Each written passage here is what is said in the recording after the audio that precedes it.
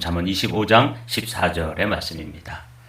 공허한 약속에 허하실, 이런 제목으로 하나님 말씀 나누도록 하겠습니다. 먼저 14절 말씀 우리 한 목소리로 받들어 읽겠습니다. 선물한다고 거짓 자랑하는 자는 비 없는 구름과 바람 같으니라. 오늘은 우리하고 특별히 연관되어지지 않은 것 같은 그런 말씀이에요. 그런데 사실 또 성경의 병행구 이와 비슷한 의미를 가진 성경들을 찾아보고, 또 성경에도 또 이렇게 이런 예가 있는가 찾아보고, 또 그 결말을 이렇게 묵상하면서 이 말씀도 우리에게 들어둬야 될 아주 소중한 하나님의 말씀이다, 이런 생각을 하면서 말씀을 묵상했습니다. 공동번역을 보면 빈손으로 자랑하는 자는 비 없는 구름과 바람 같으니라. 오늘 이 본문은 그냥 한번 읽어가지고는 뭘 얘기하려고 하는지, 또 어떤 교훈이 들어있는지 금방 이렇게 얻기에는 조금 우리가 우리의 상황과 거리가 좀 있습니다. 그래서 이 말을 이해할 수 있는 몇 가지 단어들을 먼저 생각해 보도록 하겠습니다. 오늘 본문과 연관지어서 우리가 생각해 봐야 될 단어가 허언증이라는 단어입니다. 이 허언증은 앞에 있는 것처럼 허풍을 떨거나 관심을 받고자 하는 어떤 사람이, 심리적인 문제가 있는 사람이죠. 없는 일을 만들어내거나 있는 일을 과대 포장하여 남들에게 자신을 고의적으로 드러내는 증상이다. 어떤 요정 같은 곳이죠. 저는 그런 고급 요정을 들어가 본 적이 한 번도 없기 때문에 어떤 일들이 그 안에서 이렇게 이루어지는지 잘 모릅니다. 그러나 아주 고급 요정에서는 그냥 이렇게 음악이 나오는 게 아니라 라이브 음악으로 누군가 바이올린을 연주한다든지 첼로를 직접 전공한 사람들이 와서 연주하고, 거기서 이제 음식을 먹고 또 교제를 하고 아마 그러는 모양이에요. 그래서 어떤 첼리스트가 자기가 오늘 대통령이 오고 또 법무부 장관이 온 자리에서 이런 노래를 연주하고 불렀다. 그렇게 이제 친구한테 얘기했는데, 그게 이제 공익 제보가 되어가지고 어떤 국회의원이 이제 그 말을 듣고 국회에서 이런 일이 있다 하고 이제 법무부 장관을 불러다 놓고 추궁을 했죠. 근데 이건 너무 흥미로운 게, 법무부 장관 당시에 그 사람은 술을 안 마시는 사람이래요. 그리고 일찍 집에 가는 사람이랍니다. 그러니까 밤중에 자정이 되기까지 이렇게 늦은 시간까지 함께 술을 마시고 노래를 부르고 그런 일은 전혀 없는데, 그 첼리스트가 이제 허언증이죠. 나 대통령이나 장관들 그리고 변호사들 앞에서 이렇게 첼로 연주를 하고 그런 사람이야.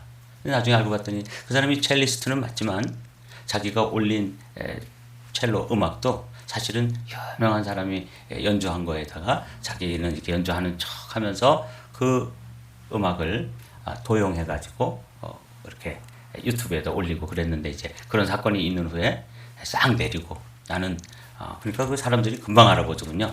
그게 우리 노래를 부를 때도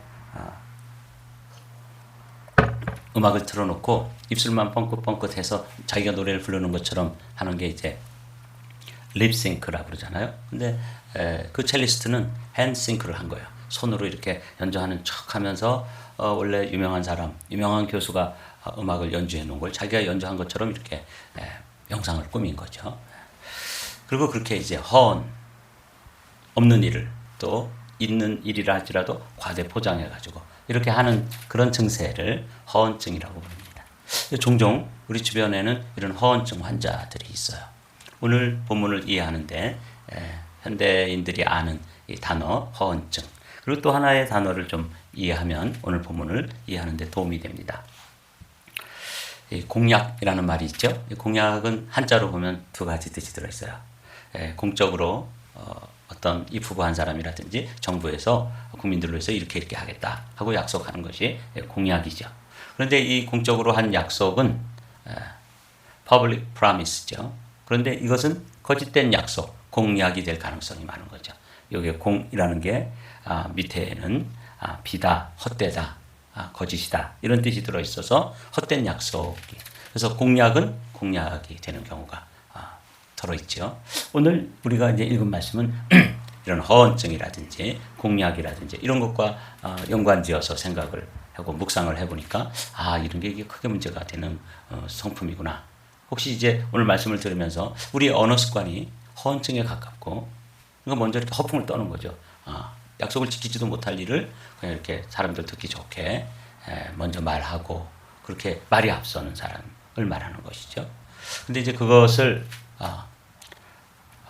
비가 없는 구름, 비가 없는 바람이라고 비 없는 구름과 바람이다. 그렇게 이제 표현을 했어요. 그거와 같은 사람이다. 그러니까 아무런 열매가 없는 것이죠. 비 없는 구름, 이건 정말 크게 실망이 되는 그런 상황이에요. 농사를 지어본 사람들은 이 말씀이 비 없는 구름과 같다. 그렇게 허언을 하고 공약을 했는데 그게 공약이 되는 경우, 공적으로 약속을 했는데 그게 헛된 약속이 되는 그런 경우에 이 언어 습관을 가진 사람들을 오늘 본문에서는 비 없는 구름, 비 없는 구름과 바람과 같다. 날이 감을 때 있잖아요. 농사철에 비를 그렇게 기다리는데 날이 막 가물어서 막 한 달이고 막 한 달 반이고 이렇게 비가 한 번도 오지 않아서 아주 농부들이 애탈 때가 있어요. 그럴 때 구름이 이렇게 밀려오고 바람이 부는데 곧 비가 올 것 같은 농부들은 금방 알아요. 야, 비가 오겠구나. 이 바람이, 이 구름이 비를 가진 구름인지 또 바람이 불 때 이런 바람은 비구름을 몰고 오는 바람인지 알거든요. 그래서 그냥 보니까 막 바람도 불고 구름도 끼고 그래서 이제 야, 그렇게 기다리던 비가 오겠구나. 그래서 조금 있다가 그 구름이 그냥 아무런 비도 한 방울 내리지 않고 다시 싹 거칠 때 그때의 그 허무함, 그때의 그 실망감 이런 것들을 생각해 보면 이런 허언증이라든지 공적으로 약속한 공약이 헛된 약속이 되는 공약이 되는 일, 이게 이제 선물을 주겠다고 미리 약속을 해놓고 사실은 아무런 선물도 실행하지 않고 그냥 그렇게 하는 거죠.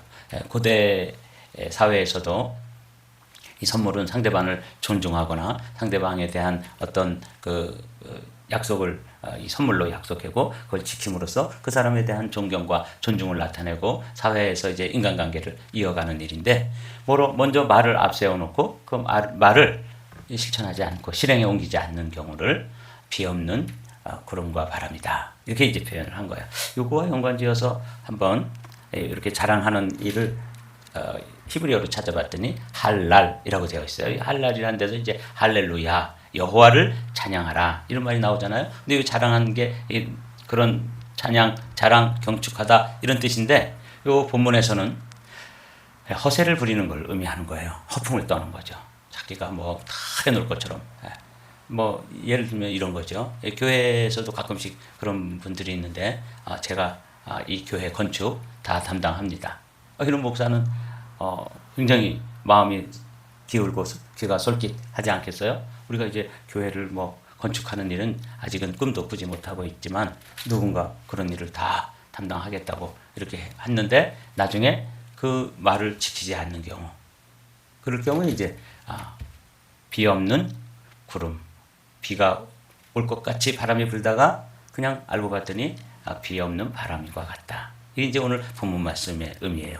이런 것과 연관지어서 관련 성구들을 몇 군데 찾아봤습니다.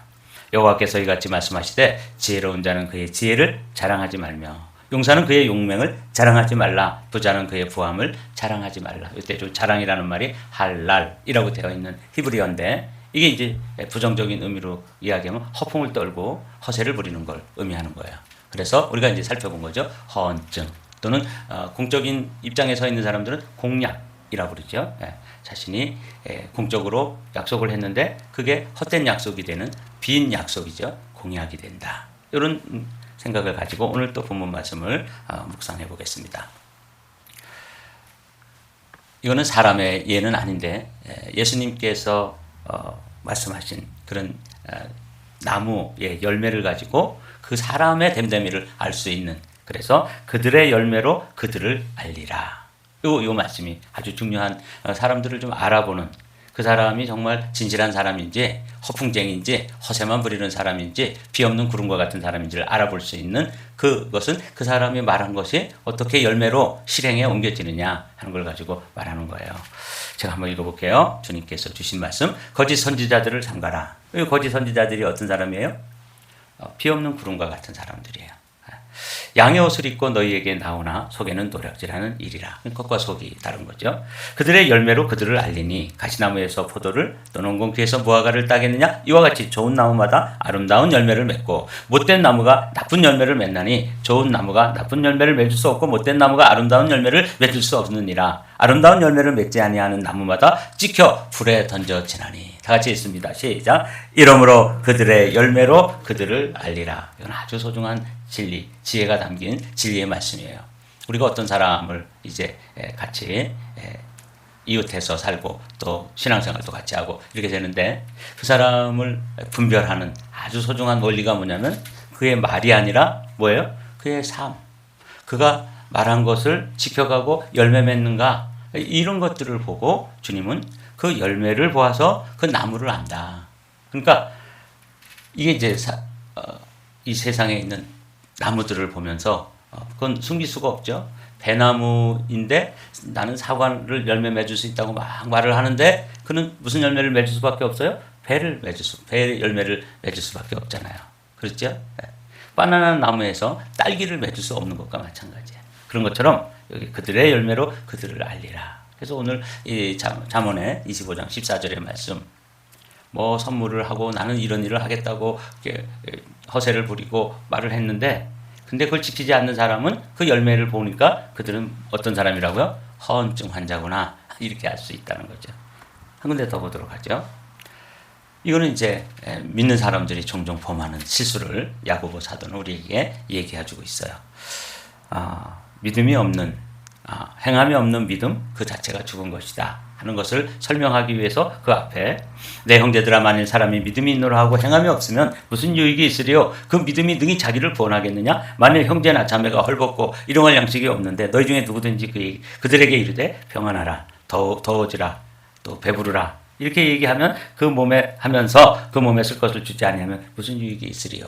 이와 같이 이렇게 해서 행함이 없는 믿음은 그 자체가 죽은 것이라 하는 것을 설명하는데 말하고 행동하고 다른 경우에 이것을 이제 죽은 믿음이라 이렇게 이야기하는 거예요. 그러니까 오늘 본문 25장 14절의 말씀은 굉장히 중요한 말씀이죠. 그 죽은 믿음의 사람들이 보여주는 그런 증상이죠. 사도 요한은 우리에게 아주 짧지만 아주 중요한 말씀을 하십니다. 다 같이 읽어보실까요? 자녀들아 우리가 말과 혀로만 사랑하지 말고 행함과 진실함으로 하자. 그렇습니다. 사도 요한은 사랑의 사도잖아요. 사랑이라고 하는 주제를 가지고 생각해봐도 사랑한다 뭐 이렇게 하는데 이건 말과 혀로만 하지 말고 이거는 허언에 가깝다는 거죠. 그렇게 말했으면 진짜 행함 그리고 그 안에 진실함 이런 것들이 들어있는 삶이어야 된다는 것이죠. 오늘 아주 이 말씀은 평범한 말씀 같은데 종종 목회자인 저도 이런 면에서 조금 자유롭지 못하다 그런 마음을 가지고 묵상을 했습니다. 영국의 속담에 보면 이런 말이 있어요. 맨 위에 줄 한 줄만 읽어보실까요? 시작. 행동이 말보다 더 크게 말한다. 똑같은 말이죠. 그러니까 말만 해가지고 해봤자 그것은 비 없는 구름과 같다. 사람들 실망시키고 또 자기 자신도 결국은 허언증 환자로 판별될 수밖에 없는 그런 삶을 살지 말고 사실은 행동을 해야 된다. 그래서 행동이 말보다 더 크게 말한다는 영국 속담도 생각해 보았습니다. 이제 이 말씀을 쭉 묵상하다가 성경에서 이렇게 허언, 하나님 앞에 약속을 해놓고 그 약속을 지키지 않고 지킨 척하고 이렇게 자신을 꾸미다가 두 부부가 하루아침에 죽음을 당하게 되는 아주 좀 비극적인 예가 있잖아요. 아나니아와 삽비라. 우리는 뭐 이 말씀을 꼭 읽지 않아도 제가 잠깐 설명만 드려도 여러분들은 이 이야기가 어떤 이야기인지 아는 이야기예요. 당시에 그 초대교회의 성도들 가운데는 너무 그 안에 은혜가 충만하고 또 서로 사랑하는 방법으로 자신들의 물건을 공적으로 사용할 수 있도록 재산을 함께 사용할 수 있도록 거의 그래서 이것을 원시 공산사회라. 그러니까 같이 벌어가지고 공적으로 내놓고 같이 쓰는 거예요. 필요를 따라서. 근데 뭐 이런 일은 참 쉽지 않죠. 그러나 천국에나 있을 법한 일들이 초대교회에서 잠깐 경험되었습니다. 그때는 사람들이 다 순전하고 그 공동체 자체가 죄가 없는 아주 순결한 상태였습니다. 그런데 그때 슬그머니 죄가 한 부부에게 찾아왔죠. 이게 아나니아와 삽비라라고 하는 두 부부입니다. 이 두 부부가 사람들이 그렇게 물건을 서로 통용하고 재산을 팔아가지고 교회에서 사용할 수 있도록 그렇게 헌금하고 이런 걸 보면서 야 우리도 좀 가지고 있는 거 정리해가지고 그렇게 내야 되지 않겠어? 그래야지 사람들에게 인정도 받고 또 칭찬도 받고 존경도 받고 그러지 않겠어? 두 부부가 좋은 의도를 가지고 이제 재산을 정리했죠. 그리고 재산을 정리한 후에 그것을 갖다 내려고 보니까 갑자기 아까운 마음이 쑥 또 들어온 거예요. 그래서 재산 전체를 갖다가 바치는 척하면서 일부는 감춰두었다. 그런 거 아시죠? 그리고는 다 우리는 재산을 정리했습니다. 이러면서 사람들에게 막 공언을 한 거예요. 그런데 사도 베드로가 그 상황을 이렇게 성령의 감동으로 알게 된 거죠. 아, 이 사람들이 공동체에서 거짓말을 하고 있구나.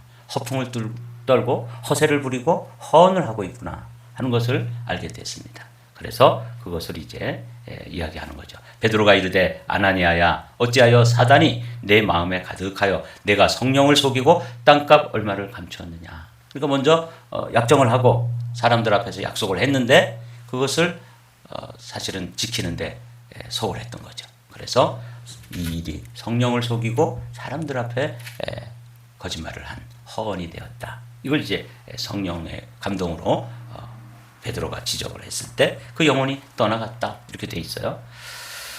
땅이 그대로 있을 때 내 땅이 아니며 판회도 내 마음대로 할 수가 없더냐. 어찌하여 이 일을 내 마음에 두었느냐. 사람에게 거짓말한 것이 아니요 하나님에게로다. 그 사람, 이 베드로죠. 베드로 사도 앞에 와서 지금 다 바치는 것처럼 해놓고 말을 했는데 사실은 그 성령 하나님을 속이는 것이다. 이렇게 얘기했더니 혼이 떠나갔다. 죽었어요. 그 자리에서. 참 이건 좀 설명하기 힘든 그런 일들이 경험되어진 것이죠. 현대교회에서는 좀처럼 이런 일은 일어나지 않습니다. 왜 그런지 아세요? 현대교회는 초대교회와 달리 초대교회는 순수한 공동체였습니다. 그런 순수함이 순전함이 이런 일로 인해서 훼손되어질 때 성령께서는 그것을 드러내서 강력하게 응징을 하셨지만 현대교회는 시간이 흐르면서 많이 죄와 타협하고 세상과 타협하고 그래서 이 현대교회를 이 초대교회와 같은 동일한 기준으로 동일한 잣대로 성령께서 처리하면 저울을 시작해가지고 이 한마음 교회의 성도들이 하나님 앞에 설 자가 없습니다. 그래서 성령께서는 탄식하시며 지금 이 교회를 기다리고 유보해두고 있는 거예요. 그런 상태이기 때문에 지금 현대교회에서는 이런 일이 경험되어지지 않는 거예요. 그렇다 그래서 하나님께서 우리의 죄를 다 용인한다는 뜻은 아닙니다. 그냥 심판을 유보해 두는 거예요. 공동체 자체가 너무 세상과 흡사하기 때문에 뭐 누구를 이렇게 드러내서 교훈을 주실 수가 없는 그런 상태예요. 그러나 초대교회는 다 순전한 사람들 가운데 티가 나왔을 때 그 티를 제거하는 그런 예를 보여주신 거죠. 그때 그 부인도 이 일을 알지 못하고 또 들어왔을 때 동일한 거짓말을 하는 것이죠. 그래서 그 부인도 또 죽게 되죠. 베드로가 이르되 너희가 어찌하여 함께 꾀하여 주의 영을 시험하려느냐. 보라 내 남편을 장사하고 오는 사람들이 발이 문 앞에 이르렀으니 또 너를 메어 내가리라 했더니 그 아내의 혼도 떠나가서 남편 곁에 장사되었다 하는 놀라운 말씀이에요. 그런데 말씀드린 것처럼 현대교회에서는 이런 일을 성령께서 같은 기준과 잣대로 적용하지 못하시는 정말 슬픈 시대에 우리가 살고 있는 것이죠. 주님은 이런 허언증 이런 것처럼 허풍을 떨고 있는 한 나무를 이 나무를 이제 교회라고 생각해도 되고 또 목사라고 생각해도 되고 이게 이제 교회의 성도들이라고 생각해도 됩니다. 한번 보실까요? 이른 아침에 성으로 들어오실 때에 시장하신지라 길가에서 한 무화과 나무를 보시고 그리로 가사 잎사귀 밖에 아무것도 찾지 못하시고 나무에게 이르시되 이제부터 영원토록 내가 열매를 맺지 못하리라 하시니 무화과 나무가 곧 마른지라. 길가에 나무 무화과 나무인데 잎만 무성한 것이죠. 이런 상태. 이게 이제 비 없는 구름과 같이 말은 앞서고 말은 굉장한데 사실은 아무런 실행이 없는 이런 허언증에 대해서 오늘 말씀하시는 것처럼 잎만 무성하다. 무화과 나무의 본분은 열매를 맺어야 되는 것인데 열매가 없는 것 이걸 보시고 주님께서 그 나무를 저주하셨다. 근데 이 나무를 이제 각자에게 한번 적용해 보면 이게 이제 얼마나 준엄한 말씀인지를 알 수 있는 거죠. 이게 오늘 본문입니다. 자, 본문으로 돌아와서 말씀을 좀 마치도록 할까요? 14절 말씀 천천히 한번 뜻을 생각하면서 제가 공약과 공약, 허언증, 그리고 또 영국 속담 여러 말씀으로 이 말씀을 이해를 돕기 위해서 말씀을 드렸고, 저주받은 부하가 나무의 이야기라든지 또 나아가서 어떤 이야기? 아나니와 삽비라 이야기까지를 여러분들이 생각하시면서 14절 말씀을 함께 읽습니다. 선물을 한다고 거짓 자랑하는 자는 비 없는 구름과 바람 같으니라. 이 말씀이 그런 의미가 들어있습니다. 우리 한마음교회 성도들은 입만무상한 부하가 나무가 아니고 아나니아와 삽비라처럼 겉과 속이 다른 그런 신앙생활을 하는 사람이 아니라 구름이 있으면 비가 내리고, 그렇죠? 또 선물을 한다고 공언을 했으면 그 공언을 잘 지켜내는 그런 말에 책임을 지는 그런 한마음교회 성도들이 다 같이 되십시다.